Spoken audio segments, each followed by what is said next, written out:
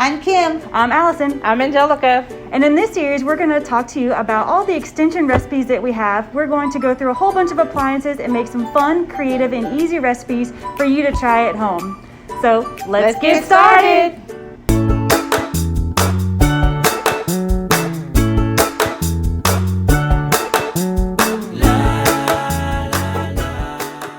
Welcome back. So you already know the routine if you've been watching the videos, but if you haven't, we always start off by washing our hands. So we're going to turn the water on and we wash our hands for about 20 seconds.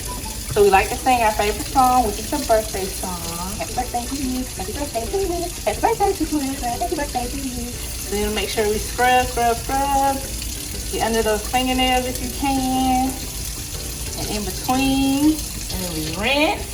Make sure you rinse all those germs down the sink. And then remember, we don't cut the water off with our hands. We get a paper towel first. We dry, and then we cut the water off with the paper towel. And that's it. All right, so for this series, for the snack series, typically it's just some safety tips. You want to make sure that you incorporate a fruit or a veggie in your snacks just to make it a little bit healthier. And another safety tip is you want to make sure that if you use a sharp utensil like a knife, make sure you have an adult present. Welcome to Extension Geeks. I'm Kim. And I'm Angelica. What are we making today? So what we're making today is called apple pizza. Oh, I didn't know apples could be on a pizza. I know. The way we're going to make it, it's a little bit different. So what we have is we've already cooked and baked off a cookie dough crust. Sugar cookies. And then we sliced up about 3 apples. And we did a combination of green apples, red apples. You can use whatever kind of apples that you like. We have an 8-ounce container of cream cheese, a half a cup of chopped up pecans, a quarter cup of caramel sauce, and we have a cup of powdered sugar.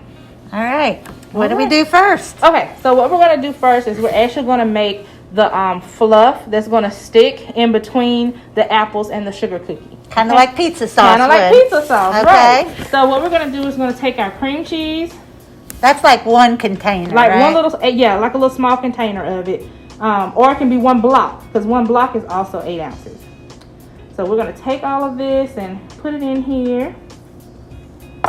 And then we've got our caramel sauce. And it's real runny because it is like a sauce. Like what they put on ice cream? Right. And then we've got our powdered sugar. So the powdered sugar, you have to be careful with it because it's really loose, dry, and airy. And you're just going to puff that in there. Okay. So then we've got something cool that we're going to do here. So we've got a hand mixer. So if you're not comfortable with using a hand mixer, this would be a great time to have a parent come and help you. And you're going to mix this for about 5 minutes until it becomes like a fluff. Okay. Okay. And so also, if you don't want to do the blender just yet, what you can do is like just do like a hand mix and kind of like get all that powdered sugar incorporated into the caramel sauce so it won't fly everywhere when you do the mixer. That looks good. It does look good. It smells good. Okay, so since that's kind of like combined a little bit more, maybe a little easier, then you want to take your hand mixer and mix it together. For how long? For about 3 to 5 minutes until you see where it's all combined and it looks like a marshmallow fluff. All right.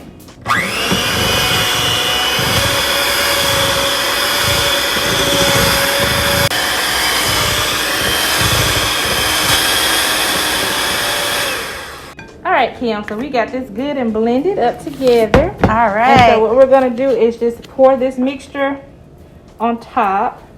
I might have to get you to like hold that for me. Yeah. What happens if we don't have a big cookie? If you don't have a big cookie, you can probably just use little small cookies, which works pretty good. You just won't make as much of the mixture right here.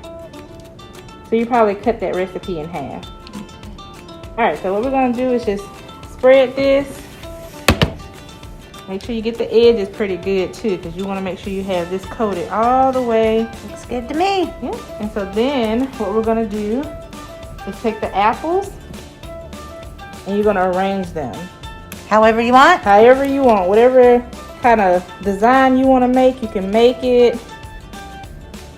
If you did individual, you just put 1 or 2 apples on there, yeah. What's your favorite, red apples or green apples? I love green apples. Me too. I like the tartness of them. Granny Smith are my Yeah. favorite. So we've got those arranged. That looks good. And then you've got your chopped up pecans here. So we're just gonna sprinkle those on top, okay? So you can either sprinkle them like this, or if you like me, you like to be heavy-handed, and you can like just sprinkle them like that. What if you don't like nuts? But if you don't like nuts, you don't have to put them on there. Or I bet other kind of nuts like cashews or something would work on pecans, there. walnuts are good. Okay, so we've got those sprinkled on there pretty good. All right, now what?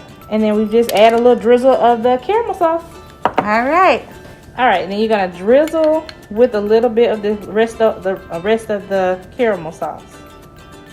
I love caramel sauce. I know it's good on everything. And you know, I got a good idea. You could even put chocolate chips instead of nuts on there if you wanted. Yeah, some semi-sweet. It'd almost be like a caramel apple-y or a chocolate apple or whatever. Yeah. All right, that looks good, don't you think? I think it looks amazing. All right. So then we'll cut it and we'll try it. All right. All right, we're going to eat this now. If I could pick it up. This is really good. The apples, the nuts, the caramel, the cookie, it's all delicious. You need to try this at home. We'll see you next time. Bye. Thanks for joining us on this episode of Extension Eats. See you next time. Bye. Bye.